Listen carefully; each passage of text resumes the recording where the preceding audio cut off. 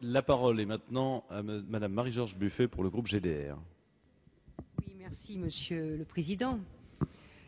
Avec cette loi, le titre nous promettait d'aborder les questions d'éthique dans le sport et des droits des sportifs.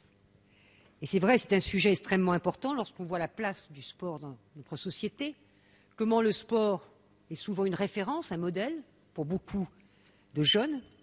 Et on sait également qu'aujourd'hui, dans le contexte actuel, le sport est soumis à de très nombreux défis, sur notamment les questions de l'argent, de sa mutualisation, les questions des dérives liées aux paris en ligne, liées bien sûr aux questions de dopage. Moi, j'estime que sur ces questions d'éthique et du droit des sportifs, ce texte ne va pas assez loin. C'est pourquoi j'ai déposé une série d'amendements pour améliorer les articles portant sur ce sujet.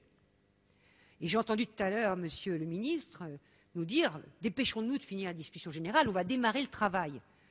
Mais on va démarrer quel travail, Monsieur le ministre? Puisque depuis des jours et des jours, vous nous dites que ça devra être voté conforme et qu'on ne pourra rien changer.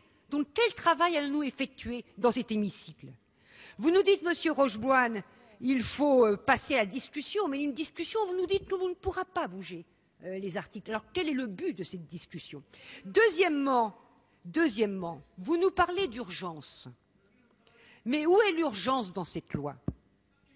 Est-ce qu'elle est dans les articles? Monsieur Rocheboine, nous savons très bien que vous êtes tout de suite passionné lorsque nous parlons des sociétés sportives, des clubs professionnels.